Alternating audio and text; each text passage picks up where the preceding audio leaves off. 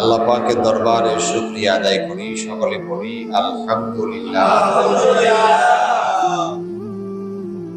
রাসূল কারীম সাল্লাল্লাহু আলাইহি ওয়াসাল্লামকে দেখার জন্য, চেনার জন্য কোরআনের চাইতে শ্রেষ্ঠ আর কোনো কিতাব নাই। রাসূলকে শোনার জন্য হাদিসের চাইতে আর কোনো শ্রেষ্ঠ ইতিহাস নাই। রাসূল করিম সাল্লাল্লাহু আলাইহি ওয়াসাল্লাম যতদিন নবুয়ত আসার আগ পর্যন্ত মানুষের সাথে মানুষের সমাজে ছিলেন, ততদিন পর্যন্ত সবার কাছে তার গ্রহণযোগ্যতা, তার জনপ্রিয়তা, তার বিশ্বস্ততা সবকিছুই ছিল সবার কাছে কাঙ্ক্ষিত। যেই না তার কাছে কোরআন আসতে শুরু করলো, এইবার তিনি অনাকাঙ্ক্ষিত, অবাঞ্ছিত, বঞ্চিত, আতঙ্কিত এবং তাদের জন্য বিতর সন্ত্রস্তের কারণ হয়ে গেলেন।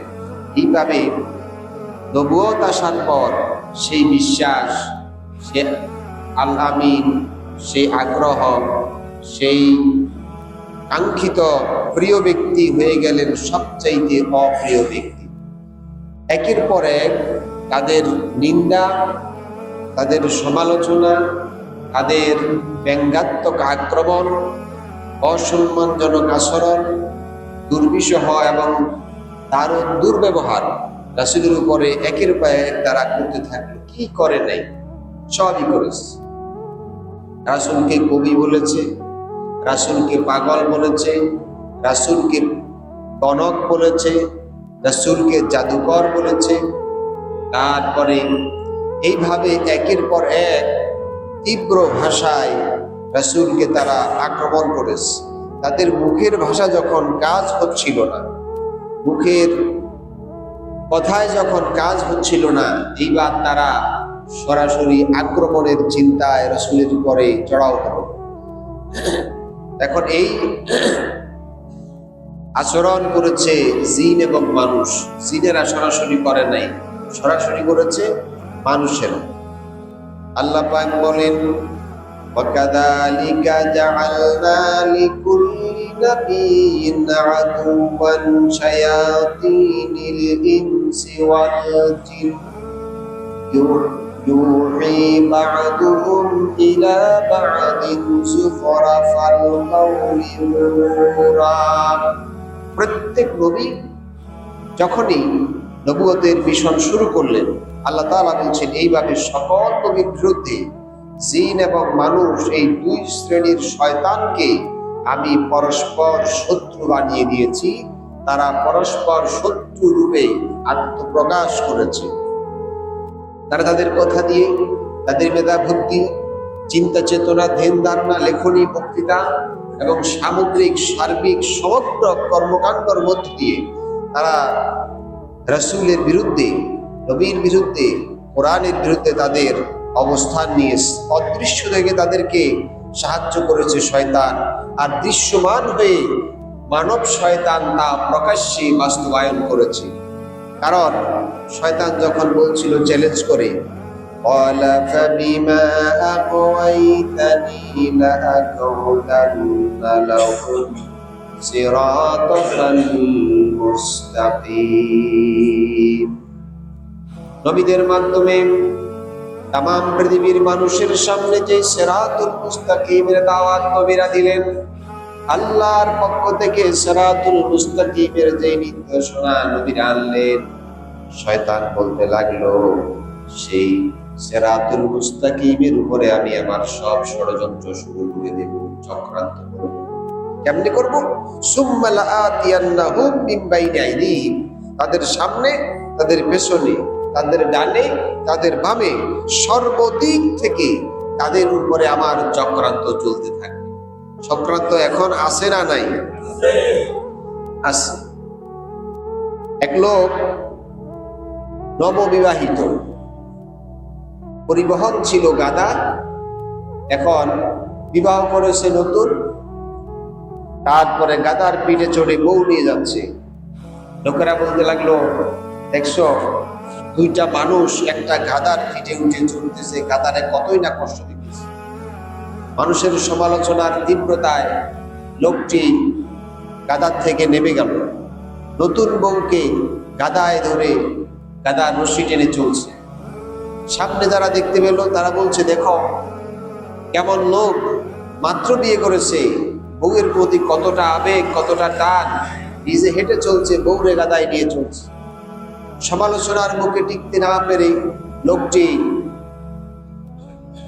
বউকে গাদার থেকে নামাই দিয়া নিজে গাদায় উঠেছে, বউ গাদার রশি ধরে টানতেছে। লোকেরা আরো জোরে সমালোচনা করা শুরু করলো, ভাই দেখো নতুন বউ, নববিবাহিত, এই বউর দিয়া গাদা টানাইতেছে আর এই সেই গাদার উপরে বসে আছে। সমালোচনা আরো বেড়ে গেল। তারপরে লোকটি গাদার থেকে নিজেও নেমে গেল, বউরও নামাই দিয়া। এখন গাদাও হাঁটে, ওই দুইজনও হাঁটে, স্বামীও হাঁটে, স্ত্রীও হাঁটে। লোকেরা আবারও সমালোচনা করা শুরু করলো, সামনে যারা পড়েছে, এই কেমন লোক, নতুন বউরে হাঁটাই নিতেছে, নিজেও হাঁটতেছে, গাদা থাকা অবস্থায় গাদাও হাঁটে যেতেছে, গাদার উপরে কেউ উঠতেছে। তো আসলে কি এই লোকটা বেকুব না যারা সমালোচনা করতেছে তারা বেকুব? কারণ সমালোচনা যারা করে তারা সমালোচনা করবে। কথা বলছেন? আগে বোঝানো লাগবে নাকি? বুঝে নেবেন। তারা তাদের কাজই এরকম, কারণ শয়তান চাকরি দিছে তো, সামনে পেছনে ডাইনে বামে যেই দিকে যান এই কোরআন নিয়ে চললে সমালোচনা হবে। কারণ কোরআন কোন পৃথিবীর মানুষের কথা বলে না, কার কথা বলে? আল্লাহর কথা বলে। এখানে কারো সুবিধা নিয়ে বিবেচনা করা হয় না, বরং আল্লাহর হুকুম নিয়ে চিন্তা করা হয়। শয়তান আল্লাহর হুকুমের বিপরীতে পার্থিব জীবনকে, জাগতিক সৌন্দর্যকে সবচাইতে বেশি আকর্ষণীয় করে দেয়। কোরআন বলছে, রব্বুল আলামিন বলেন, ক্বালা রাব্বি বিমা আগওয়াইতানি লাউযায়্যিনান্না লাহুম ফিল আরদি ওয়া লাউগওয়িয়ান্নাহুম আজমাঈন। শয়তান আল্লাহর সাথে চ্যালেঞ্জ করে বলল, সিরাতুল মুস্তাকিমের পথে যারা চলবে তাদের সামনে দুনিয়াটাকে সুসজ্জিত করে, সুন্দর করে, লোভনীয় করে সাজিয়ে দেওয়া হবে, আর এর মধ্যে তাদেরকে ধূম্র জালের মধ্যে, ধোঁয়ার মধ্যে, অন্ধকারের মধ্যে, দ্বিধাদ্বন্দ্বের মধ্যে ফেলে দেওয়া হবে। আজ এরকমই হচ্ছে। কোরআন বিশ্বাস করুন, মুসলমান কোরআনের বিরোধিতা করে, এটা নিশ্চিত অবাক করার ব্যাপার। এই কোরআন একটা নন মুসলিম বিরোধিতা করবে, স্বাভাবিক ব্যাপার, আর তারা তাই করেছে। কিন্তু মুসলমান যারা হবে তারা বিরোধিতা করবে, এটা অস্বাভাবিক ব্যাপার। যারা অবিশ্বাসী তারা বলতে লাগলো, وقال الذين كفروا لا تسمعوا لهذا القرآن والغوا فيه لعلكم تغلبون لعلهم تغلبون। তোমরা যদি বিজয়ী হতে চাও, জয় লাভ করতে চাও, তাহলে এই কোরআন শুনবে না, বরঞ্চ শোনার ক্ষেত্রে বাধা দাও, সমস্যার সৃষ্টি করো। কোরআন শোনার ক্ষেত্রে অবিশ্বাসীদের এই নীতি নৈতিকতা আজ মুসলমানদের মধ্যে ঢুকে পড়েছে। দুনিয়া কামাতে গেলে কোরআনের হুকুম মানা হয় না, কোরআনের হুকুম মানতে গেলে দুনিয়া ইচ্ছা মতো অর্জন করা যায় না, দুনিয়ার সম্পদ উপার্জন করা যায় না। এই জন্য মুসলমানেরা দ্বিধাদ্বন্দ্বের ভিতরে পড়ে গেছে। শরিয়া আইন মানবে না, গণতন্ত্র মানবে, গণতন্ত্র মানবে না, রাজতন্ত্র মানবে, রাজতন্ত্র মানবে না, পরিবারতন্ত্র মানবে, বাবার কথা মানবে না, আল্লাহর কথা মানবে।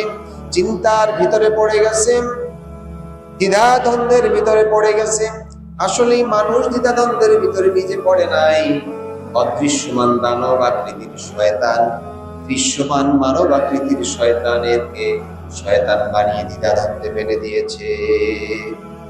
অর্থাৎ আমাদেরকে শয়তান দ্বিধাদ্বন্দ্বের ভিতরে ফেলেছে, এবং সেই শয়তান হচ্ছে দৃশ্যমান মানুষ শয়তান। যেই গণতন্ত্রের সবক গোটা আমেরিকা গোটা পৃথিবীকে দেয়, তাদের চরিত্র কি আজ গোপন আছে? গোপন আছে? কত অপকর্ম তারা করছে, এবং সবচাইতে পৃথিবীর নিকৃষ্ট জঘন্য অপকর্ম আপনারা দেখেছেন মিডিয়ায়। সারা পৃথিবীর সমস্ত মানুষ একমত, ফিলিস্তিনের স্বাধীনভাবে বেঁচে থাকার অধিকার আছে।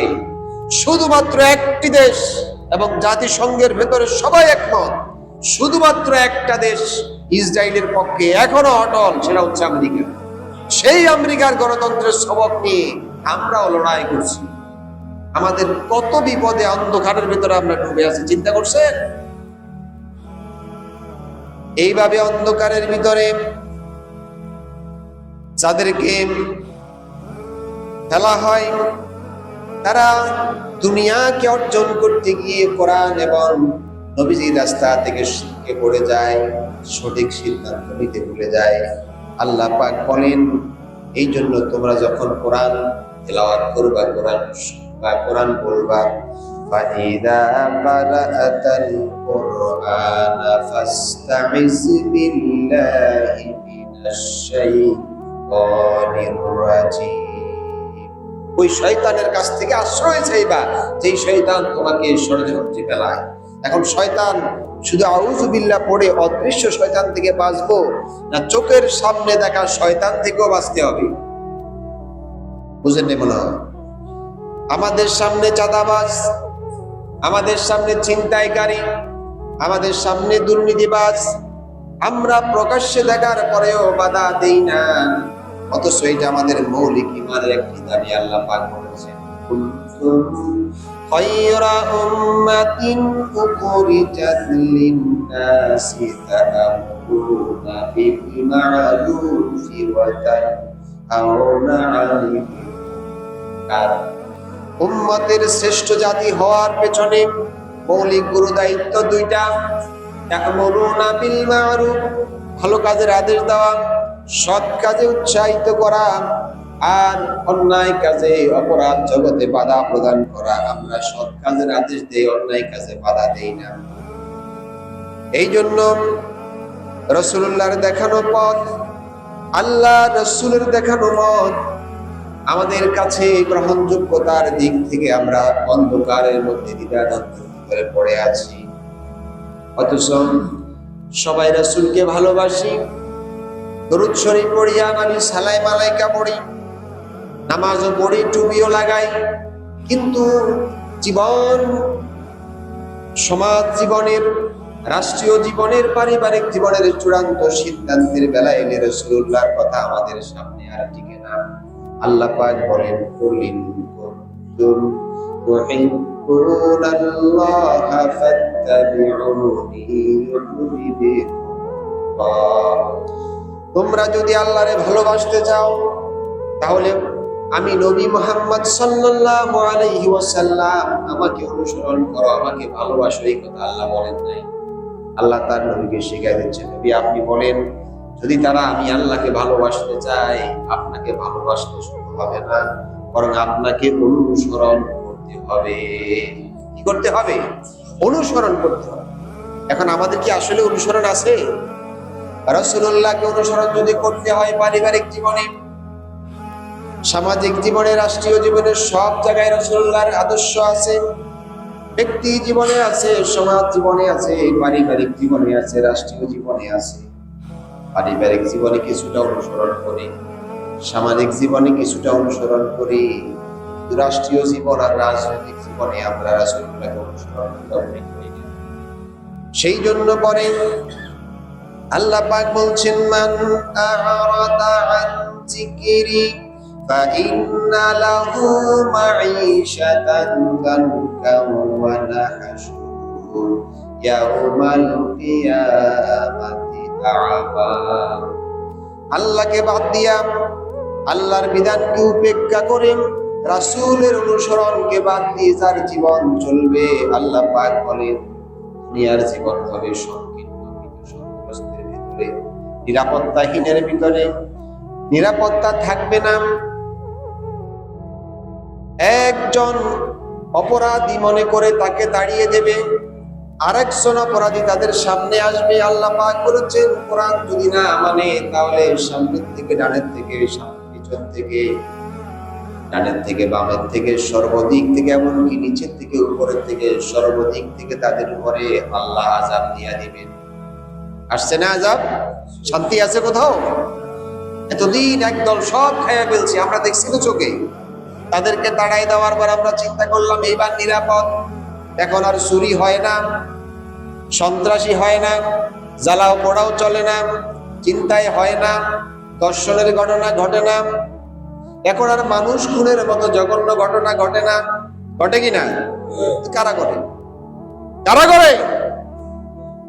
আল্লাহর হুকুম যারা মানবে না, এইভাবে শুধু পালাক্রমে উল্টাবে, বদলাবে, কোনদিন মানুষের চরিত্র বদলাবে না। কারণ যারাই যায়, যারাই আসে, কারো ভিতরে আল্লাহর ভয়, পরকালের জবাবদিহিতার ভয় নাই। আছে কিনা? শুধু খাই খাই। এই কারণে শান্তি আসবে না। আল্লাহ পাক বলেন, অন্ধ তারা অন্ধের অভিনয় করছে, জানে এটা অন্যায় তারপরেও মানে না, জানে এটা ন্যায় তারপরেও এটা করে না। এইভাবে অন্ধের অভিনয় যারা করবে, আল্লাহ পাক বলেন, ওয়ানাহাশুরুহু ইয়াউমাল কিয়ামাতি আ'মা, কিয়ামতের দিন তাদেরকে অন্ধ করে উঠানো হবে। তারা প্রশ্ন করবে, ক্বালা রাব্বি লিমা হাশারতানি আ'মা কাদ কুনতু বাসীরা। আল্লাহর কাছে আরজি পেশ করবে, রব্বুল আলামিন, দুনিয়ায় তো চোখ ছিল, চোখে দেখতাম, আজ কেন হাসরের ময়দানে আমাদেরকে অন্ধ করলেন? আল্লাহর পক্ষ থেকে জবাব দেওয়া হবে, ক্বালা কাযালিকা আতাতকা আয়াতুনা ফানাসিতাহা ওয়া কাযালিকাল ইয়াওমা তুনসা। তোমার সামনে আমার হুকুম এসেছিল, আমার বিধান এসেছিল, সেই বিধান পালন করতে গিয়ে তুমি অন্ধের অভিনয় করেছিল দুনিয়ায়। অন্যায় করার সময় আমার কথা মনে পড়ে নাই, সেমনি ভাবে দুনিয়ায় আমাকে ভুলে গিয়েছিলে, আজ হাসরের ময়দানে এইভাবে আমি আল্লাহ তোমাদেরও ভুলে গেলাম। আল্লাহ যদি ভুলে যান, কারো কোনো উপায় থাকবে? আমরা কি কেউ হাসরের ময়দানে অন্ধ হয়ে উঠতে চাই? সবাইকে অন্ধ হয়ে উঠতে চাই। এই জন্য অন্যায়কে অন্যায় বলতেই হবে, ন্যায়কে ন্যায় বলতেই হবে। ন্যায় এবং সৎ কাজের যেমন আদেশ দিব, অন্যায় কাজে দুই হাতে বাধা দিব। যেখানে যে অবস্থায় হয়, অন্যায় কাজে বাধা দেয়া লাগবে। আল্লাহ পাক বলেন, যারা দিবে না, দুনিয়ার স্বার্থের লোভে, দুনিয়াকে উপার্জনের জন্য, দুনিয়ার আধিপত্য কর্তৃত্বকে হাসিল করার জন্য যারা ঈমান আনার পরেও রাসূলকে অনুসরণ করবে না, কোরআনকে মানবে না, ইসলামিয়াতের উপরে যারা থাকবে না, আল্লাহ পাক বলেন তাদেরকে চেনা যাবে কিয়ামতের দিন কিভাবে? ইয়াউমা তাবিয়াদ্দু উজুহুন ওয়া তাসওয়াদ্দু উজুহুন। দুই শ্রেণীর লোক দেখা যাবে। এক শ্রেণীর চেহারা হবে সাদা হাস্যোজ্জ্বল, আর এক শ্রেণীর চেহারা হবে কালো বিবর্ণ মলিন। ফাআম্মাল্লাযীনা আসওয়াদ্দাত উজুহাহুম আকাফারতুম বা'দা ঈমানিকুম ফাযুকুল আযাবা বিমা কুনতুম তাকফুরুন। যাদের চেহারা কালো হবে, ঈমানদাররা তাদেরকে প্রশ্ন করবে, আকাফারতুম বা'দা ঈমানিকুম, দুনিয়ায় তো তুমি মুসলমান ছিলে, তোমার বাবাও মুসলমান ছিল, মাও মুসলমান ছিল, আমাদের সাথেও ছিলা। আকাফারতুম বা'দা ঈমানিকুম, ঈমান আনার পরে আবার কুফরি করছিলে নাকি? যদি করে থাকো, ফাযুকুল আযাব বিমা কুনতুম তাকফুরুন, এই জন্য আজ তুমি কুফরির কারণে জাহান্নামের শাস্তি ভোগ করো। আমরা মনে মনে চিন্তা করি, আল্লাহ তাআলা আমাদেরকে অনেক ভালো কাজ করছি, রাস্তাঘাট বানাচ্ছি, মানুষের দান খয়রাত করছি, অনেক ভালো ভালো মানবিক কাজ করছি, এর আশায় আল্লাহ মাফ করে দিবেন, সম্ভব না। আল্লাহ পাক বলেন, ফামা আগনা আনহুম মা কানু ইয়াকসিবুন, তারা যা উপার্জন করবে, যেই সমস্ত আমলনামা অর্জন করবে, এই সব তাদের কোনো উপকারে আসবে না। আল্লাহ পাক বলেন, ওয়া মাইয়াকুফুরু বিল ঈমানি ফাকাদ হাবিতা আমালুহু ওয়া হুয়া ফিল আখিরাতি মিনাল খাসিরিন। ঈমান আনার পরে যারা কুফরি করবে, কুফরির উপরে ইস্তেকামাত থাকবে, এর উপরে তার মরণ হবে, তার জীবনের সমস্ত আমলনামাগুলি, কৃত কর্মগুলি আল্লাহ তাআলা নষ্ট করে দিবেন। কিয়ামতের দিন সর্বহারা দেউলিয়া হয়ে যাবে। এইভাবে তারা সেই দিন বিপদে পড়ে যাবে। মুক্তির নাজরানা হিসাবে আল্লাহর দরবারে যদি তারা পেশ করে জাহাবিব দাদা এই পৃথিবীর সমপরিমাণ স্বর্ণ, তারপরও তাদের মুক্তি মিলবে না। এমনকি হাত্তা ইয়ারিজাল জামালু ফি সামিল কিয়াত, একটা সুইয়ের ছিদ্র দিয়া একটা ওট যাওয়া যেমন অসম্ভব, কিয়ামতের দিন জাহান্নামীদের আল্লাহর জান্নাতে প্রবেশ করায় তেমন অসম্ভব। এবার চিন্তা করুন, রাসূলুল্লাহকে অনুসরণ করব কি করব না, আল্লাহর হুকুম মানব কি মানব না। আমরা চিন্তা করি, আমি তো আল্লাহর হুকুম মানছি, কিন্তু কিছু কিছু জায়গায় মানি, অনেক জায়গায় মানি না। সব জায়গায় আমাকে আল্লাহর হুকুম মানতে হবে, কারণ রাসূলুল্লাহর অনুসরণ ছাড়া আল্লাহর হুকুম মানা সম্ভব নয়। আল্লাহর হুকুম মানতে হলে রাসূলুল্লাহর পুরা জীবনটা অনুসরণ করতে হবে। আল্লাহ পাক বলেন, ফালা ওয়া রাব্বুকা লা ইউমিনুনা হাত্তা ইউহাক্কিমুকা ফীমা শাজারা বাইনাহুম সুম্মা লা ইয়াজিদু ফী আনফুসিহিম হারাজাম মিম্মা কাদাইতা ওয়া ইউসাল্লিমু তাসলিমা। ফালা ওয়া রাব্বুকা, আল্লাহ তাআলা শপথ করে বলছেন, তোমার রবের কসম, কখনো নয়, লা ইউমিনু, কখনো মুমিন হতে পারবে না, হাত্তা ইউহাক্কিমুকা ফীমা শাজারা বাইনাহুম, তাদের ভিতরে বিবাদমান বিদ্যমান সকল সমস্যার সমাধান হিসাবে রাসূলুল্লাহকে সমাধানের মানদণ্ড হিসেবে গ্রহণ না করবে। কথা বুঝেন নাই মনে হয়? জীবনের সমস্যার সমাধানের মানদণ্ড হবে মুহাম্মদুর রাসূলুল্লাহ। এইটা যতক্ষণ না গ্রহণ না করবে ততক্ষণ পর্যন্ত কেউ মুমিন হতে পারবে না। এবার চিন্তা করুন, আমার পারিবারিক জীবনের সব সমস্যার সমাধানে রাসূলুল্লাহকে মানি না, মানি কিনা? যেখানে আছেন পিতা মারা গেলে সন্তান সম্পদ ভাগ করে, ছেলে পায় 2 ভাগ, মেয়ে পায় 1 ভাগ, এখানে সবাই মানে, এখানে সবাই এবং কঠিন ভাবে মানে। কিন্তু যখন ওই মেয়ে জমি বিক্রি করতে চায়, ভাইয়ের জমির দাম 6 লক্ষ টাকা ডিসিমেল, বোনের জমি 1 লক্ষ, আসেনি? বোনের জমি, আর বোনের এমন ভাবে দিছে ওই যে বাহিরেও বিক্রি করবে, রাস্তাঘাটের ব্যবস্থাও না। আল্লাহর বিধান মানা হয়েছে নি? প্রতারণা হয়েছে। কাদের মতো? বনি ইসরাঈলদের মতো, শনিবারে মাছ ধরছে যারা, তাদের মতো। এরকম মুসলমান আছে? বিবাহের অনুষ্ঠানে সারা রাত লক্ষ টাকার বাতি জ্বললো, আলোকসজ্জা, গান বাজনা সব হলো, 3টা 4টা বেজে গেল, খাওয়া দাওয়া শেষ হয়ে গেল, এইবার বিবাহ হবে, ইশারা দেয় হুজুর তাড়াতাড়ি করেন, সময় কম। আছে না? মূল কাজটাতে সময় নেই, সারা রাত গান বাজনায় সময় ছিল, 4টা পর্যন্ত খাওয়াতেও সময় ছিল, আনলিমিটেড। যখনই দোয়ার বিষয় আসলো, হিজাব কবুল হলো, হুজুরকে সিগন্যাল দেয় সময় কম। এই স্বভাব আমাদের আছে না নাই? আমি সব বললাম না, 2-1টা বলে নিলাম। ব্যক্তিগত জীবন বললাম, সামাজিক জীবন বললাম। যদি অর্থনৈতিক জীবন বলি, এই দেশের উপরে যে অর্থনীতি চলছে সেটা সুদের উপরে না সুদের বাহিরে? ইসলামী ব্যাংক তারাও কি বাঁচতে পারতেছে? কেন পারতেছে না বলেন? বিশ্ব ব্যাংক না, বাংলাদেশ ব্যাংক থেকে তাদেরকে লাইসেন্স নিতে হবে এবং তাদের নিয়মের বাহিরে যেতে পারবে না। অথচ যারাই আমরা নামাজ পড়ি, ওয়াজ করি, সুদ হারাম, কেউ বলি ইসলামী ব্যাংক হারাম, আমিও বলি যদি হারাম হয় আপনি একটা 100% ইসলামী ব্যাংক দেখান। তৈরি করেন, আমরা সেখানে চলে যাব। এই সুদকে ধ্বংস করার জন্য আল্লাহ যে পরিকল্পনা দিয়েছেন, কেন মুমিন হতে পারবো না রাসূলুল্লাহকে অনুসরণ না করলে? নবীজি সুদের বিপরীতে অর্থনীতি প্রতিষ্ঠা করলেন, মদিনায় রাষ্ট্রপতি হলেন, আর ঘোষণা করলেন মান তারাকা দাইনান আও দিয়ান ফালাইয়া বিহি। মদিনার এই রাষ্ট্রের ভিতরে কোন লোক যদি মারা যায়, ঋণগ্রস্ত হয়ে ঋণ রেখে, তার এতিম সন্তান, বিধবা স্ত্রী, আর ঋণ পরিশোধের দায়িত্ব মুহাম্মদ রাসূলুল্লাহ নিজ দায়িত্বে গ্রহণ করেছে।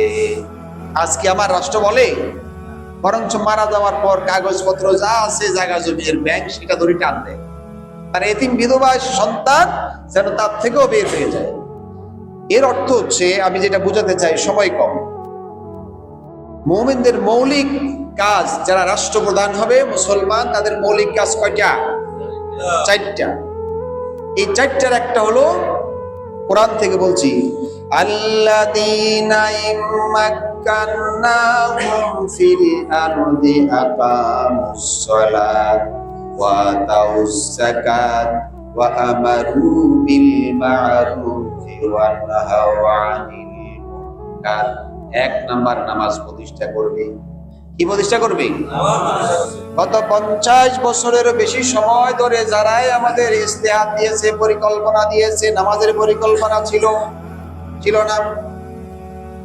ব্যাংকগুলোতে দেখবেন সরকারি যাকাত কালেকশন তহবিল আছে, চাইলে আপনি যাকাত দিতে পারেন। এটা কি চাইলে দেওয়ার জিনিস? আবু বকর রাদিয়াল্লাহু তাআলা আনহু বললেন, রাসূলুল্লাহর সময় যাকাত দিত, একটা ওটের রশির যাকাত যদি কেউ অস্বীকার করে, রাসূলুল্লাহর সাহাবী হযরত আবু বকর বললেন, আমি যুদ্ধ ঘোষণা করব, কারণ এটা বঞ্চিতদের হক, ফরজ বিধান। ইসলামের কি বিধান? ফরজ বিধান। অথচ আমরা এটাকে এডিশনাল ঐচ্ছিক দিয়া পালায় রাখছি। নামাজ ফরজ বিধান, আমাদের এজেন্ডাতে নাই। 3 নাম্বার, এইগুলো 2 নাম্বার। 3 নাম্বার হচ্ছে সৎ কাজের আদেশ দেওয়া, অন্যায় কাজে নিষেধ করা। এই 2টা করে, জেনেও করে, না জেনেও করে। সৎ কাজ, অন্যায় কাজ প্রতিরোধ করার জন্য আমাদের পুলিশ আছে, টিভি আছে, এনএসআই আছে, ইত্যাদি ইত্যাদি বাহিনী আসেনি। মাঝে মাঝে হেরাও নিজেরাও কি করে? হেরাই করে। এটা আছে না এরকম? অথচ শাস্তি নেই তো। যদি এই আয়াত, এই 4টা মৌলিক দায়িত্ব প্রতিষ্ঠিত হতো সমাজে, এই যে গত বছর দেখছি 1,00,000 কোটি টাকা যাকাত কালেকশন হতে পারে। কোন দেশে? কোন দেশে? মাত্র 3 বছর লাগবে শতভাগ দারিদ্র্যমুক্ত দেশ গড়তে। কত বছর লাগবে? অথচ এটা না করে, আল্লাহর এই বিধানকে উপেক্ষা করে হাজার হাজার এনজিও কে লাইসেন্স দিচ্ছি, সমানে অসহায় দরিদ্র গ্রামে গঞ্জে নিপীড়িত সুদের মতো গুনাহ রক্তে রক্তে ঢুকাই দিচ্ছে, আর আমাদের রক্তগুলো শুষে নিয়ে যাচ্ছে। নাউযুবিল্লাহ। খুব ঠান্ডা মাথায় চিন্তা করিনি কথাগুলি। অর্থনৈতিক মুক্তি ছাড়া কোনোদিন রাষ্ট্র এবং সমাজের মুক্তি মিলবে না। আপনার ইসলাম পূর্ণাঙ্গ জীবন ব্যবস্থা, সেখানে অর্থনীতি দেয় নাই, এটা ভুল ধারণা। অর্থনীতি আমরা বুঝি নাই, অর্থনীতি আমরা পড়ি নাই আজ পর্যন্ত। আমি সেই কথা বলতেছিলাম, যারা এই জীবনের সার্বিক পর্যায়ে রাসূলুল্লাহর আদর্শ মানবে না, কিয়ামতের দিন রাসূলুল্লাহর সামনে উঠে নিজেকে রাসূলুল্লাহর উম্মত হিসেবে পরিচয় দিবে না। আল্লাহ পাক বলেন, কুল ইয়াউমাল ফাতহি লা ইয়ানফাউল্লাযীনা কাফারু ঈমানুহুম ওয়ালা হুম ইউনজারুন। রাসূল, আপনি মানুষদেরকে বলেন, ইয়াউমাল ফাতহি, চূড়ান্ত ফলাফলের দিন, চূড়ান্ত বিজয়ের দিন। কোন দিন? চূড়ান্ত বিজয়ের দিন কোন দিন? আল্লাহ যেদিন মানুষের বিচার ফয়সালা সম্পন্ন করবেন, সেটা চূড়ান্ত বিজয়ের দিন। লা ইয়ানফাউল্লাযীনা কাফারু, আল্লাহর বিধানকে বিদ্যাঙ্গুলি প্রদর্শনকারী অবিশ্বাসীদের জন্য কোনো উপকার দিবে না ঈমানুহুম, তাদের ঈমান। ওয়ালা হুম ইউনজারুন, আল্লাহ তাদের দিকে দৃষ্টিপাত করবেন না। কারণ কি? কারণ হচ্ছে আল্লাহ এবং রাসূলকে সুবিধা মতো অনুসরণ করেছে। যেখানে সুবিধা, সেখানে নামাজ পড়েছে, যেখানে সুবিধা টুপি লাগিয়েছে, যেখানে সুবিধা ধর্মের পক্ষে কথা বলেছে, যেখানে অসুবিধা সেখানে ধর্মের বিরুদ্ধে কথা বলেছে, কোরআনের বিরুদ্ধে কথা বলেছে। এরকমের একজন লোক ছিল যিনি রাসূলুল্লাহর পিছনে নামাজ পড়েছেন, রাসূলুল্লাহর সাথে হজ করেছেন, রাসূলুল্লাহর সাথে রোজা রেখেছেন, মৃত্যুর পর রাসূলুল্লাহর গায়ের জামা তার গায়ে দিয়েছেন, তার জানাজার নামাজ রাসূলুল্লাহ নিজে পড়িয়েছেন, তাকে হাতে করে কবরে রাসূলুল্লাহ রেখেছেন। অথচ সাহাবীরা বাধা দিয়েছেন। আল্লাহ তাআলা আয়াত নাযিল করেছেন, হে নবী, এই লোকটার জন্য আপনি যে দোয়া করছেন, একবার দুইবার না, লাউ তাস্তাগফির লাহুম ৭০ মাররাতান, ৭০ বার যদি আপনি মাফ চান, আল্লাহ তার জীবনের গুনাহ মাফ করবেন না। তিনি কিন্তু সাহাবী। তিনি কি? খুব ঠান্ডা মাথায় চিন্তা করুন, সূরা তাওবা আল্লাহ তাআলা বলেছেন, সেখানে লোক কয়জন? জানাজা পড়ছে সেইখানে লোক কয়জন? একজন, আব্দুল্লাহ বিন উবাই। আল্লাহ তাআলা পরে বলেছেন, এর জন্য ক্ষমা চান আর না চান ৭০ বারও যদি চান, লা ইয়াগফিরাল্লাহ যুনুবাহুম, আল্লাহ তাদের ক্ষমা মাফ করবেন না। লোক রাসূল দোয়া করতেছেন কয়জনের জন্য? আল্লাহ বলতেছেন কয়জনের কথা? অনেক জনের কথা। তাদের কথা, তারা মানে কারা? তার অনুসারী যারা আছে এবং যারা আসবে, কাউকে ক্ষমা করা হবে না। সুতরাং মুসলমানের দাবি করে বাঁচতে পারবেন না, কোন অবস্থাতে বাঁচতে পারবেন না। আপনার সমস্ত আপ টু বটম সব জায়গায় ইসলামিক সেন্টিমেন্ট থাকতে হবে। কোথাও থাকবে না, কোথাও থাকবে, কোথাও মানবেন, কোথাও মানবেন না। মরার পরে লাশটা উঠে দিবেন বিসমিল্লাহি ওয়া আলা মিল্লাতি রাসূলিল্লাহ, রাসূলুল্লাহর কোনো ঠেকা পড়ে নাই। আপনার এই মরা লাশ রাসূলুল্লাহ নিয়ে যাবে। মরা লাশ নেওয়ার জন্য, ওই লাশ নেওয়ার জন্য লোক আসেনি। জন্য দুনিয়া শেষ নয় ভাই, কোরআনটা ধারণ করুন। যেদিন কোরআনের পাতা সাদা হয়ে যাবে, আপনার আর আমার নিঃশ্বাস চলবে না, চোখের পাওয়া থাকবে না, বাহাদুরি চলবে না, এই কোরআন আল্লাহর কাছে চলে যাবে। সুতরাং কোরআনের বিরোধিতা করেন না। আল্লাহর রাস্তা বলি, যারা বলেন কোরআনের বিরুদ্ধে, নিজে তওবা করে ফিরে আসেন।